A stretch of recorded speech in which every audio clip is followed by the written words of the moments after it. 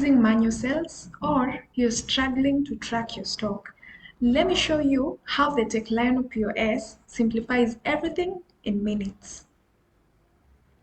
Once you log in into the POS, this is how the dashboard looks like. And on one side, you can see the menus that we have. Now, let's start off with the products. Once you click on the products, it will show you the several lists that we have. And when you click on the list products, it will show you the several products that are there either at your business or at your shop. And all the details are indicated. So how do you add a product? Just click on add product and then add every detail of that product. So we're just going to fill in dummy data so that I show you how to add a product. So we give our product name as AA2, and then for the product code, if you have a barcode scanner, you can scan with it and it will automatically generate the code, or just click here and it generates a unique code for every product.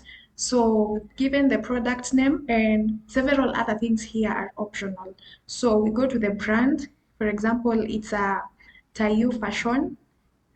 Select the category. This is ladies shoes. The subcategory is optional. The unit we are selling in pieces.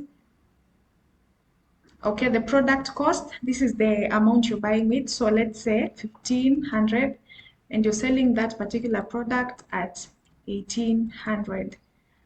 And that's it. You just click add product. And once you go on the list of products and you search out the item AA, you can actually see that it has indicated the product successfully added. So we search out that product AA2, it's over here. You can see it already.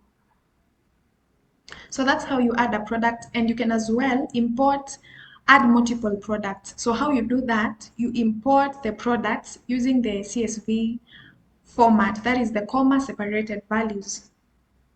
All right, so off to the sales. Once you click on sales, it will show you the list of sales that you have made, and it has all the details concerning that sale. And it also shows the name of that customer. And you can see the payment status, the sales status.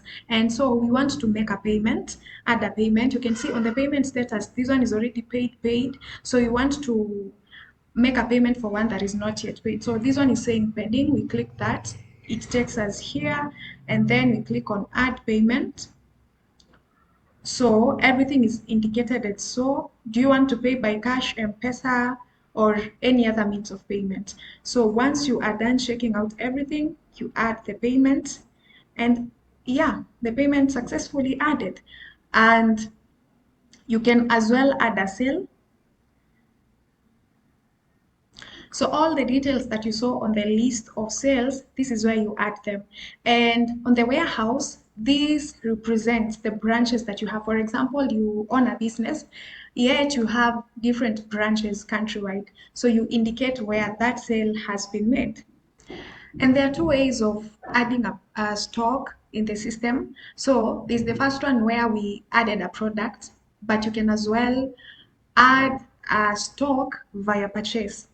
So you can see when you click purchase, it shows you all the list of purchases that you have at your shop, at your business, or also in your company. You can add a purchase, one item at a time, or add it by CSV. Make sure the format is in comma separated values.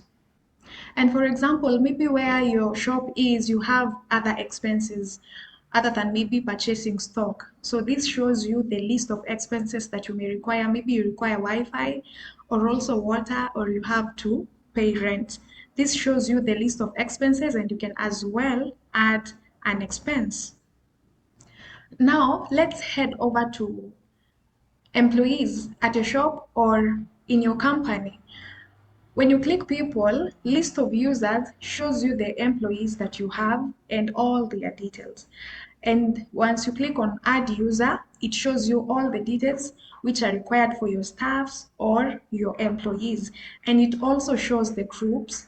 And under group, it will, when you select either of the groups, it will go as the permissions that you've set for them. And on the settings, we click settings. We click group permissions. So as we see what permissions, for example, that the manager has. Let's click change permissions. So when we click there, it will show all the permissions that the manager has. If you click it, you've allowed the manager to either view, edit, or add, or as well delete a product. That's about setting a group permission. So once you are adding a user into the system, when you select the group, it will go per the permissions that you have set for them. And still under people, you could add the list of the customers that you have for your business.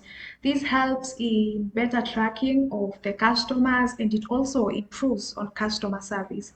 Yeah. And also in your business, you may want to see how your business is operating. You go to the reports, it can show you an overview chart. So it shows the warehouse stock chart, the best sellers. For example, under the best seller, it will show you the product that sells most. And it has the name, also the month, and also the year. And under overview chart, you may want to see how every branch or the warehouse stock chart. That is in how all the branches for your business are operating. And you may also want to see the daily sales. Once you click the daily sales, it shows you every sale that you've made on every day of the week. And also it indicates the month and the year. And remember, our system is customizable to fit your business. So once you click settings, it will show you all the settings that you can make, the changes that you can make, either change the logo or as well change the currencies. Now, ready to simplify your business operations? Message us today.